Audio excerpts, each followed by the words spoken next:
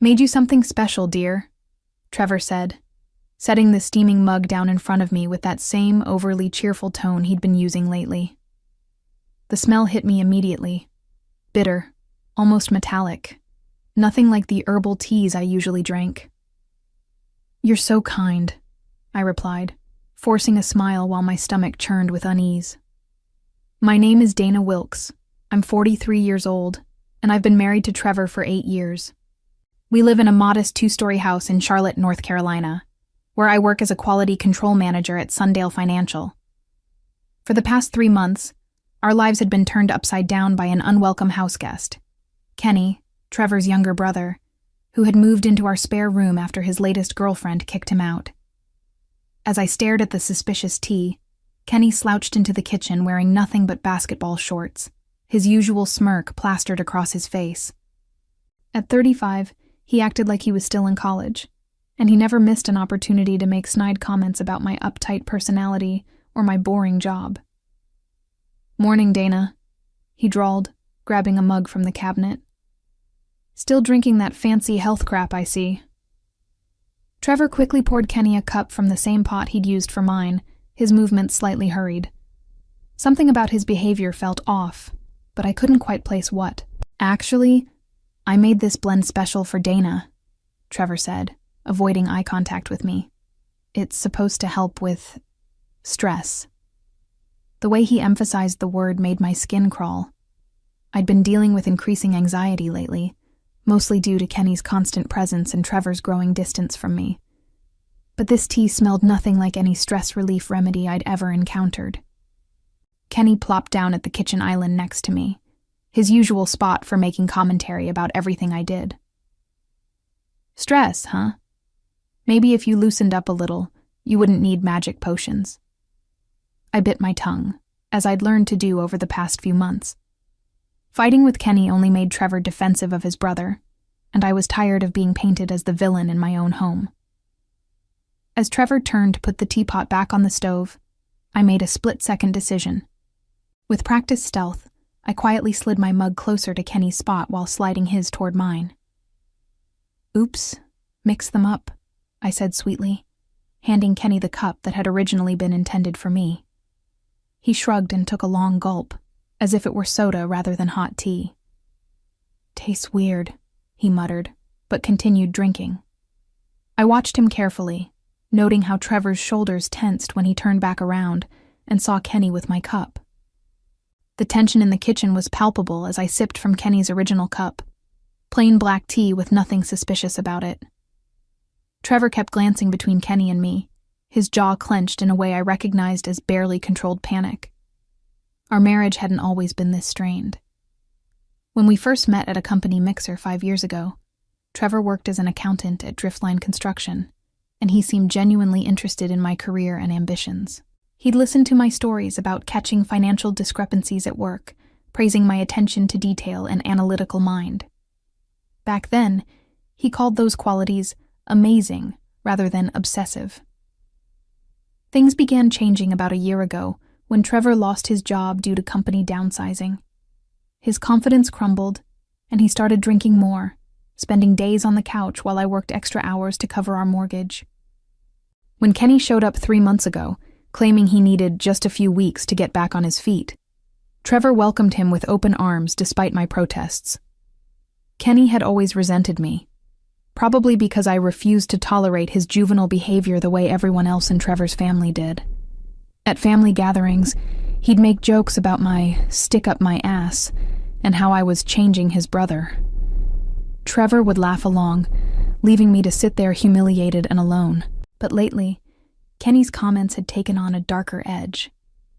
He'd started making references to how much better off Trevor would be without me, how I was holding him back from his true potential. Last week, I'd overheard him on the phone with someone, talking about how I had a decent life insurance policy, and how Trevor deserved to start fresh. That conversation had prompted me to start being more careful around both of them. I'd begun keeping a small digital recorder in my purse, documenting some of their more concerning conversations. I'd also contacted my old friend Jessica, who worked as a paralegal, asking hypothetical questions about suspicious behavior and evidence collection. "You know," Kenny said, setting down his mug and wiping his mouth, "this stuff really does taste awful. You sure you know what you're doing with these tea experiments, Trevor?" Trevor's face had gone pale. It's an acquired taste. Maybe you should drink some water." "I'm fine," Kenny waved him off. "Takes more than some bitter tea to knock me down." I continued sipping my safe cup while observing the growing panic in my husband's eyes. Whatever had been in that original tea, it wasn't meant to be a harmless stress reliever. The metallic smell, Trevor's nervous behavior, and his obvious distress at seeing Kenny drink it all pointed to something far more sinister. 20 minutes had passed since Kenny finished the suspicious tea when he suddenly doubled over. "Oh, God," Kenny gasped, clutching his stomach as sweat beaded across his forehead.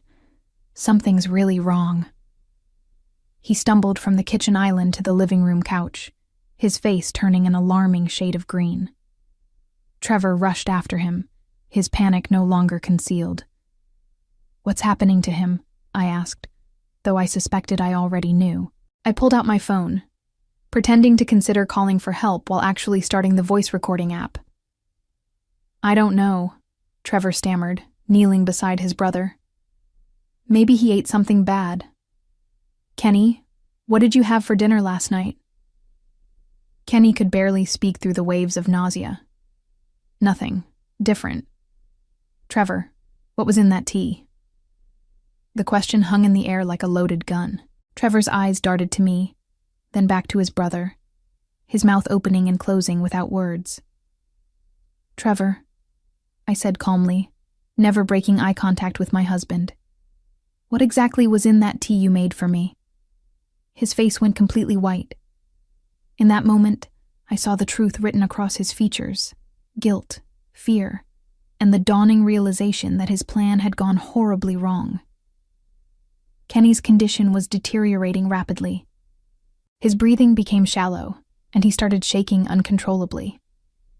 "Call ambulance," he managed to whisper. I dialed 911, speaking clearly and calmly to the dispatcher, while keeping my phone positioned to catch every word. "My brother-in-law is experiencing severe stomach pain and nausea after drinking tea. He's sweating profusely and seems to be having difficulty breathing." While we waited for the paramedics, I carefully moved to the kitchen and used a clean plastic bag to preserve what remained of the original teapot and the mug Kenny had drunk from. Years of quality control work had taught me the importance of evidence preservation. "Dana, what are you doing?" Trevor asked, his voice cracking. "Making sure the doctors have everything they need to help Kenny," I replied evenly. "They'll want to know exactly what he consumed." The ambulance arrived within minutes, followed closely by a police car, standard procedure for potential poisoning cases, the officer explained. As the paramedics worked on Kenny, loading him onto a stretcher, I approached the responding officer. "Officer Martinez," I said, reading his name tag. "I think you should know that my husband prepared this tea specifically for me, but my brother-in-law drank it by mistake." Trevor's head snapped toward me, his eyes wide with horror at my words. "Ma'am, we'll need to take statements from both of you," the officer replied, already reaching for his notepad. As they wheeled Kenny out to the ambulance, I caught Trevor's arm. "The truth has a way of coming out," I said quietly, so only he could hear. "You might want to think about that." The look of pure terror in his eyes told me everything I needed to know about what had really been in that tea. At the hospital, I sat in the sterile waiting room while doctors worked to stabilize Kenny. Trevor paced nearby, his hands shaking as he repeatedly checked his phone. The police had taken our initial statements, but I knew they'd be back with more questions once they determined what had poisoned Kenny. "Mrs. Wilkes?" A doctor approached us with a grim expression. "I'm Dr. Henderson. Your brother-in-law is stable for now, but we found concerning levels of antifreeze compounds in his blood." Trevor dropped into a chair like his legs had given out. "Antifreeze, ethylene glycol, was a particularly insidious poison. It initially tasted sweet, which would explain why Kenny had been able to drink the entire cup despite complaining about the bitterness. The bitter metallic smell I'd detected must have been from something Trevor added to mask the antifreeze taste. Antifreeze? I repeated, feigning shock. How could that be possible? Dr. Henderson's expression was serious. This appears to be intentional poisoning. The police will need to investigate your home and any beverages consumed this morning. Trevor's face had gone beyond pale to a sickly gray color. I reached over and squeezed his hand, playing the concerned wife perfectly. Honey, you look terrible. This must be such a shock. What Trevor didn't know was that I'd been documenting suspicious behavior for weeks. Hidden in my home office was a small safe containing printed emails, photographs, and recorded conversations that painted a very different picture of my loving husband. It had started a month ago when I'd accidentally opened a piece of mail addressed to Trevor, a confirmation for a life insurance policy increase on me. When I asked him about it, he claimed it was just being responsible and planning for the future. But the timing, combined with Kenny's increasingly hostile comments about my holding Trevor back, had made me suspicious. I'd begun paying closer attention to their conversations, especially the late-night talks they thought I couldn't hear from upstairs. Using a baby monitor app on my phone, I'd recorded several disturbing exchanges where they discussed how my death would solve Trevor's financial problems and free him from our miserable marriage. The most damning recording was from just 3 days ago, when Kenny had joked about how accidents happen all the time, and Trevor had responded that he just needed the right opportunity. They'd laughed about it, as if planning my murder was some kind of twisted bonding activity. Mr. and Mrs. Wilkes? Detective Sarah Cross approached us, introducing herself as the lead investigator. We'll need to search your home and collect any beverages or containers that might be relevant to this case. Of course, I said immediately. We want to help in any way we can. This is just so frightening. The idea that someone could have poisoned Kenny in our own home. Trevor remained silent, staring at the floor. Mr. Wilkes, Detective Cross addressed him directly. I understand you prepared the tea that your brother consumed? Yes, but it wasn't meant for him, Trevor stammered. I made it for Dana, but somehow the cups got mixed up. The detective's eyebrows raised slightly. So you're saying this poison was intended for your wife? I watched Trevor realize his mistake, how his attempt to deflect suspicion had actually made things worse for him. No. I don't know how the antifreeze got in there. Maybe someone broke into our house, or maybe it was contaminated somehow. His story was falling apart in real time, and we all knew it. Detective Cross took detailed notes while I maintained my shocked and confused expression. Mrs. Wilkes, did you notice anything unusual about the tea when your husband served it to you? Actually, yes, I said thoughtfully. It smelled odd, metallic, not like any tea I'd had before. That's why I was hesitant to drink it. The search of our home yielded exactly what I'd expected it would. Detective Cross and her team found the antifreeze container in Trevor's workshop, with his fingerprints clearly visible on the cap. They also discovered internet search history on his laptop detailing ethylene glycol poisoning symptoms and detection methods. But what they didn't find was the evidence I'd been carefully collecting for weeks. Mrs. Wilkes, would you mind coming to the station to give a more detailed statement? Detective Cross asked as the search concluded. Absolutely. I want to help however I can, I replied, grabbing my purse, the one containing my digital recorder and the key to my office safe. At the police station, I sat across from Detective Cross in a small interview room, my hands folded calmly in my lap. I need to be completely honest with you, I began, my voice trembling just enough to suggest emotional distress. I've been worried about my safety for weeks now. Detective Cross leaned forward, her attention fully focused. My husband has been acting strangely since he lost his job, and his brother Kenny has been living with us. making these awful comments about how I'm ruining Trevor's life. Last week I overheard them talking about my life insurance policy. I paused, letting that information sink in before continuing. I was scared, so I started recording some of their conversations. I know it sounds paranoid, but after this morning, I think my instincts were right. I pulled out my phone and played the recording from 3 days ago. Kenny's voice filled the room. Accidents happen all the time, you know. People drink the wrong things, slip and fall, all kinds of unfortunate events. Trevor's response was even more damning. I just need the right opportunity, something that looks natural. Detective Cross's expression grew increasingly serious as she listened to more recordings. In one, Kenny suggested that my accident should happen soon, because he was tired of living in this depressing house with that uptight witch.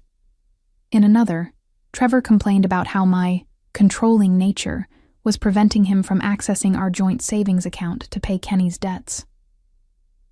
There's more, I said quietly, producing a key from my purse. I've been keeping copies of emails and documents in a safe at home. I was planning to talk to a lawyer next week, but after what happened to Kenny... The detective's eyes widened as I explained about the life insurance policy increase, the suspicious online purchases on Trevor's credit card, and the pattern of escalating verbal abuse that had made me fear for my safety. "Why didn't you come to us sooner?" she asked. "I wasn't sure anyone would believe me," I admitted.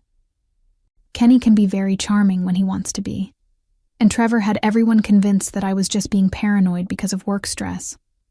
I thought I needed more evidence before I could prove what they were planning. Detective Cross studied me carefully. "Mrs. Wilkes, you realize that if your husband intended to poison you and your brother-in-law drank it instead, that's attempted murder?" "I understand," I said, my voice barely above a whisper. "I just can't believe the man I married could actually try to kill me. But the evidence speaks for itself." What the detective didn't need to know was how carefully I'd orchestrated this entire scenario. How I'd deliberately mentioned Trevor's special tea routine to Kenny the night before, knowing his competitive nature would make him want to try whatever was too good for him. How I'd practiced switching the cups until I could do it seamlessly. Sometimes the best revenge was simply letting someone's own evil plans destroy them. The next several hours unfolded exactly as I'd anticipated. Detective Cross retrieved the evidence from my home safe, including emails between Trevor and Kenny discussing getting rid of the problem and researching undetectable poisons. The digital paper trail was extensive and damning. Trevor was arrested that evening at the hospital, where he'd been maintaining his vigil beside Kenny's bed. Not out of brotherly love, but out of fear that Kenny might wake up and implicate him. The irony wasn't lost on me that his attempt to appear caring had actually made him look more suspicious. "Mrs. Wilkes," Detective Cross called me with an update the following morning. "Your brother-in-law regained consciousness overnight. He's corroborating your account of events and has provided additional information about your husband's plans."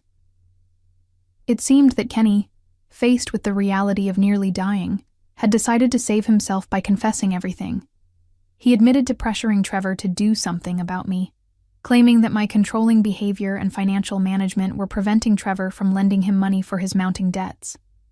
According to Kenny's statement, they had originally planned to make my death look like an accident. But Trevor had grown impatient when I started questioning the increased life insurance policy.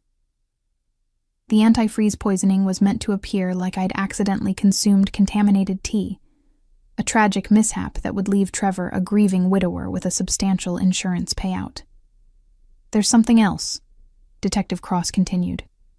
"We found additional evidence in your husband's workshop. It appears this wasn't his first attempt to harm you." My blood ran cold despite knowing I should be safe now. "What do you mean?" "We found evidence that he'd been adding small amounts of prescription sleep medication to your coffee for weeks. Not enough to seriously harm you, but enough to make you appear more forgetful and unstable. He was building a case for you being mentally incompetent." The revelation explained so much. My recent struggles with memory, the fatigue I'd attributed to stress, the way Trevor had started pointing out my mistakes to friends and family. He'd been systematically undermining my credibility while slowly poisoning me. We believe he was planning to escalate gradually until he could claim you'd accidentally overdosed on your own medication, the detective explained. The antifreeze was likely plan B when the slow poisoning wasn't working fast enough. I sat in stunned silence, processing the full scope of Trevor's betrayal.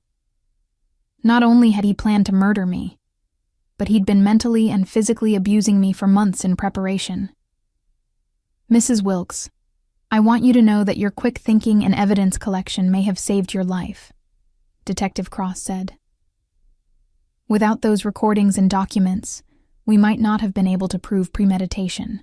After hanging up, I sat in my kitchen, the same kitchen where Trevor had tried to poison me less than 24 hours ago, and felt a strange mixture of vindication and sadness. I'd outsmarted him, protected myself, and ensured that justice would be served. But I'd also lost the man I'd thought I loved, discovered that my marriage had been a lie, and learned that someone I'd trusted implicitly had been slowly killing me. The house felt different now, quieter, and somehow cleaner without Trevor and Kenny's toxic presence. For the first time in months, I could breathe freely in my own home. My phone buzzed with a text from Jessica, my paralegal friend. Saw the news. Are you okay? Do you need anything? I smiled as I typed back, I'm safe now, and I think I'm going to be just fine. 6 months later, I stood outside the courthouse steps, breathing in the crisp autumn air of Charlotte. The trial had concluded with Trevor receiving a sentence of 25 years for attempted murder, and Kenny getting 5 years as an accessory. Justice had been served, but my real revenge was just beginning. During the trial, every detail of their plan had been exposed to public scrutiny. The media had dubbed it the anti-freeze murder plot, and the story had spread throughout our community and beyond. Trevor's reputation was permanently destroyed. His family had disowned him, and he'd lost everything: his freedom, his marriage, and any hope of the insurance money he'd killed for. But the most satisfying part of my revenge wasn't his imprisonment. It was watching him realize, piece by piece, how thoroughly I'd outmaneuvered him. The prosecution had presented my evidence methodically. The recordings that proved premeditation, the digital trail showing his research into poisons, and the documentation of his previous attempts to slowly poison me with sleep medication. Trevor's defense attorney had tried to paint me as a manipulative wife who'd driven him to desperation. But the evidence spoke louder than any character assassination. What truly devastated Trevor, though, was learning how long I'd been aware of his plans. During my testimony, I'd calmly explained how I'd suspected something was wrong weeks before the antifreeze incident. I'd described installing the baby monitor app, setting up the hidden recorder, and carefully documenting his every move. You see, Your Honor, I'd said, looking directly at Trevor across the courtroom. My husband always underestimated my intelligence. He thought I was just an uptight, controlling wife who paid too much attention to details. But those details are what saved my life. The look of absolute defeat in Trevor's eyes when he realized I'd been 3 steps ahead of him the entire time was worth every sleepless night I'd spent gathering evidence. He'd planned my murder for months, but I'd planned his downfall even longer. With Trevor behind bars and Kenny serving his sentence, I was finally free to reclaim my life. The first thing I did was sell our house. The place held too many dark memories, and I wanted a fresh start. I used the proceeds to buy a small cottage on the outskirts of Charlotte, complete with a garden where I could grow my own herbs for tea. The irony wasn't lost on me. My job at Sundale Financial had been understanding throughout the ordeal, and my supervisor had even offered me a promotion to Senior Quality Control Manager. My skills in identifying discrepancies and maintaining meticulous records had proven invaluable, both professionally and personally. I'd also started volunteering with a local domestic violence organization, helping other women recognize the warning signs of abuse that I'd initially missed. Many of them were surprised to learn that poison was more common in domestic violence cases than people realized, and that emotional manipulation often preceded physical harm. The thing about abusers, I'd tell the women in our support group, is that they always underestimate their victims. They think we're too weak, too trusting, or too scared to fight back. But sometimes, the best defense is letting them defeat themselves. My story had become something of a local legend. The quality control manager who'd applied her professional skills to catch her would-be murderer. Several women had reached out to thank me for showing them that they weren't powerless, that careful planning and documentation could protect them from dangerous partners. The cottage felt like a sanctuary after years of walking on eggshells around Trevor and Kenny. I could drink my morning tea without fear, work in my garden without looking over my shoulder, and sleep peacefully knowing that the only person who could hurt me now was safely locked away. For the first time in years, I felt truly free. And I had ensured that Trevor would spend decades regretting the day he'd underestimated Dana Wilkes. As I tend to my herb garden now, brewing my own safe blends each morning, I often reflect on how my methodical nature, the very trait Trevor found so insufferable, became the weapon that destroyed his evil plans and secured my freedom.